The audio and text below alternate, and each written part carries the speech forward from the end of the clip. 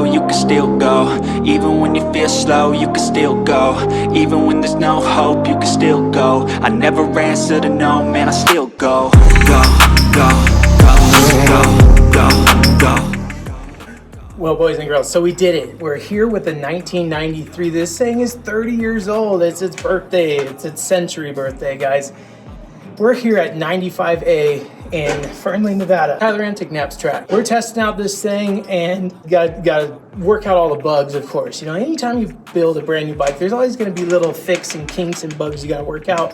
And we found a couple in here, but nothing says reliability and easy to maintain than older two-strokes. They're just so easy to fix and maintain. That being said, this thing has been an absolute blast today, so much so we hardly had time to pick up the camera to take video because we're just like having fun on this thing. It absolutely shreds.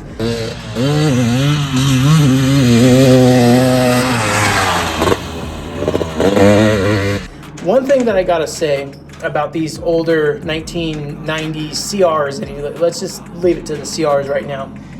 Their torque is insane. Whatever Honda did, special thing that they did back in the day for these 1993 Hondas was magical. They were such great motors. All the way to 2001, they used essentially the same engine for one good reason, though. This is a very proven design. They literally came out with it in 1992, maybe even 91, I can't remember exactly, but 92 for sure, and used this engine all the way to 2001 with minor refinements.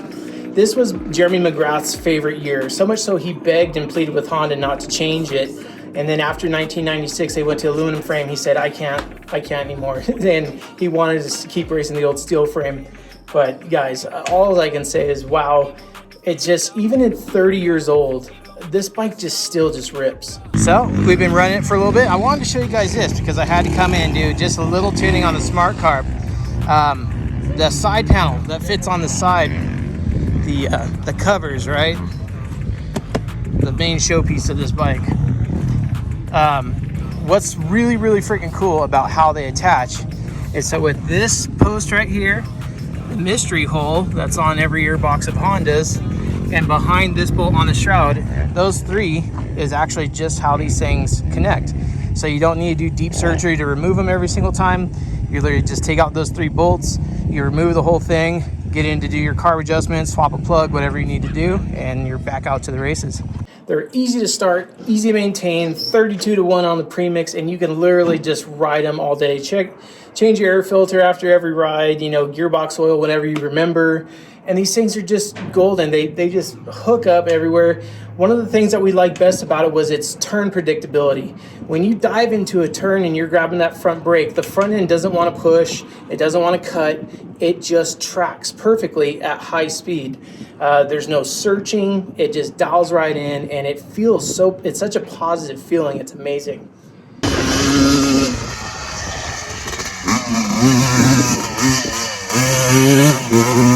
I'll say that I've ridden a lot of newer bikes too, and this two-stroke engine, being a power valve two-stroke engine, there's not a lot different feeling compared to, like, say, a new YZ, a 22YZ, or even a 23YZ.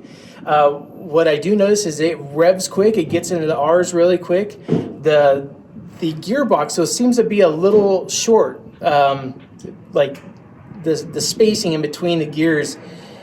You quick shift it and it kind of gets nowhere fast. Now I can fix that with going to a smaller rear sprocket. It'll help me space out the trans. And it is kind of, this track out here is kind of a faster track, and it needs a little bit more momentum to get through some sections. And that's where I think in the future I'll go down a tooth. But other than that, man, this thing's fantastic.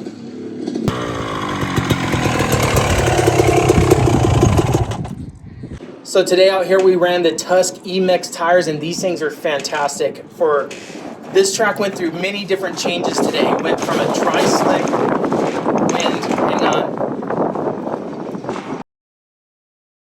the track went through a lot of different changes in how it was. So when we first got here, as usual with any track, it was super chewy, very moist. Tires were obviously like Velcro then, but as it got drier and it blue grooved, these tires they blow my mind how the carcass of the tire will roll and flex to even the most square edge bump in a corner. They literally just carve it. It truly feels amazing as far as the tire department goes. This bike, I say its number one thing, the ability for it to hang into a rut at high speeds and not pop out was just, it was incredible. It was so rad. Obviously, power delivery department, we covered that. There's nothing that it just beats in the older style Hondas. They rip.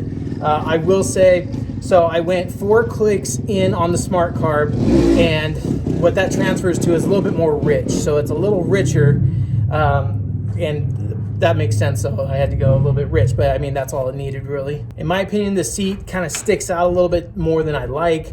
It's very, I don't know, thick. It just doesn't look like it fits a profile right.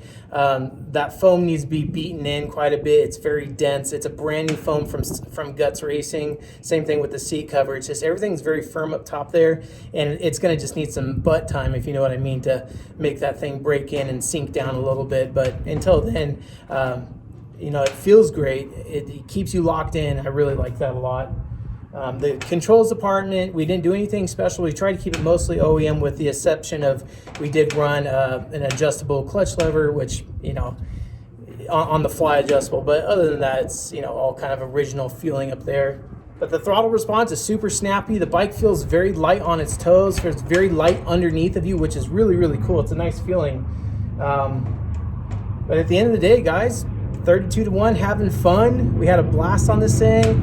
8th place, I think, is what we kind of factored out. We made it to the top 10. That's all I kind of really cared about. I knew going into the competition that this was a very niche bike, that if you're not from that era, you really don't have a lot to appreciate about it, especially with the full fairing design. But honestly, guys, for me, it was my dream bike that I wanted to build, and I did it, and it's going to stay in the stable for a long time because that bike is just so much fun. Obviously, be checking Instagram. Look for London X on Instagram, guys. Go follow me. You'll see all kinds of updates. And then also, I don't know if you guys saw, but we brought out the Wizuki again. So we had the longest winter ever, and we've only been able to trail ride the Wizuki. But today, Isaac got to dial it in on a track, and he said this was the most favorite bike he has ever ridden in his life.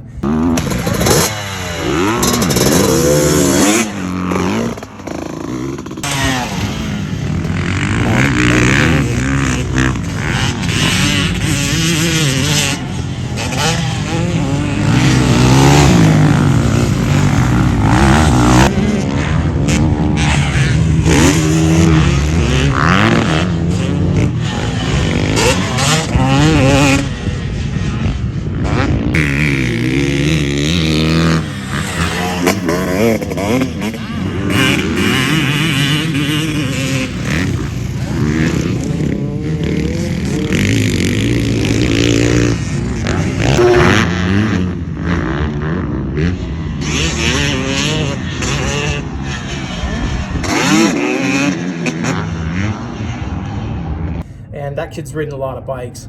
I will say this, comparing the two, apples and oranges, they're both fruit, but they don't taste the same.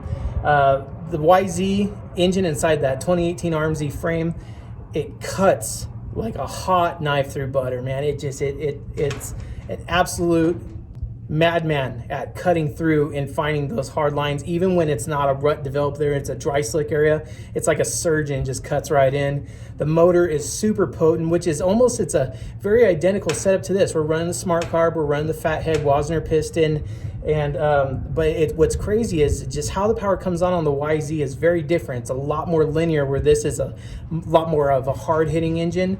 So it's interesting to see the two. I'm sure that could just be jetting, it could be the power valve adjustments, but between the two, they're both running just 91 pump gas and hauling ass, dude. They're super fun.